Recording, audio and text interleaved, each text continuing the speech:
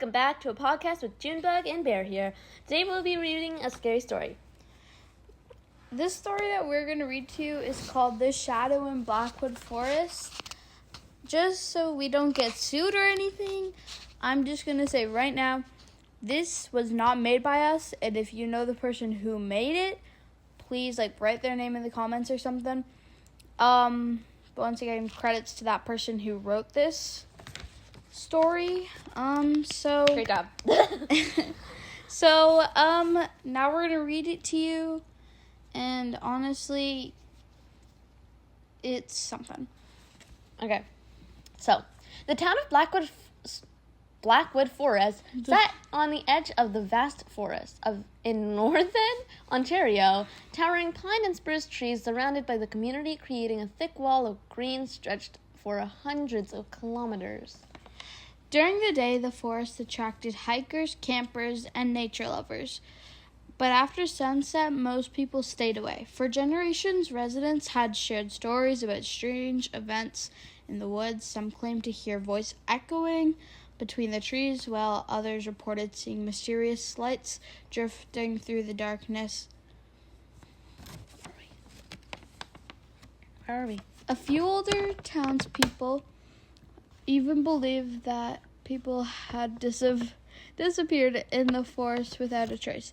Most residents dismissed these stories as legends, and a 16-year-old, Noah Thompson, was one of them too. Okay.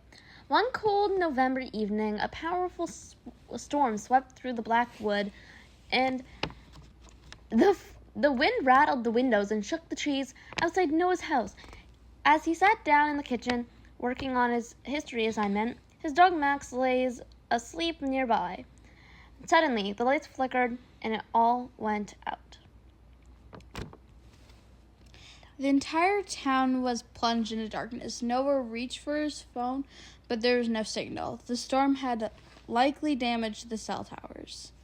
As Noah stood by the window, a flash of lightning admitted the distant outline of Blackwood Forest. Moments later, he heard something that made his heart race, a loud scream coming from the forest within the woods at first. At first, he thought the wind was playing tricks on him, but then the scream came again.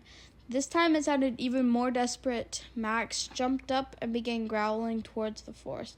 His ears flattened up against his head as he stared into the darkness. Curious and concerned, Noah grabbed a flashlight and stepped outside. The town seemed unusually silent. There was no passing cars, no barking dogs, no lights shining by nearby homes. As he looked towards the forest, he noticed a faint light moving between the trees. At first, he assumed it was another flashlight, but it drifted too smoothly. The light seemed to pause as though it were looking directly at him. Then it vanished. A chill ran through Noah's spine, and he quickly returned inside. The next morning, rumors spread that throughout the Blackwood, students whispered about strange noises during the storm, while adults discussed the ongoing power outage. One piece of the news stood out above the rest. A local camper named Eric Lawson had failed to return home from a solo hiking trip. Search teams had already begun combing the forest, but there was no sign of him. Noah could not stop thinking about the scream he had heard. 3 days later, Eric was still missing. No footprints, equipment, or clues were found. It was as though he had vanished completely. The mysterious fascinated Noah, although his best friend Ava Pallett thought the idea was reckless. He convinced her to help him investigate on Sunday afternoon. They entered the Blackwood Forest. At first, the trail seemed normal. Sunlight fluttered through the trees, birds chirped overhead. However, the deeper they walked, the stranger the forest became. The birds disappeared, the wind died down, and an empty silence settled around them. Eerie silence. About an hour into their hike, they discovered something unexpected. Hidden behind overgrown bushes stood an abandoned stone building, surrounded by a rusted fence. Its broken windows resembled empty eyes staring back at them.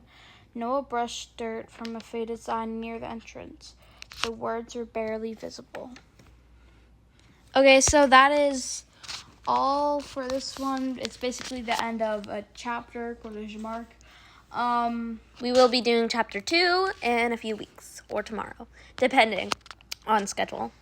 Well, see you next time. Junebugs out. And Bear.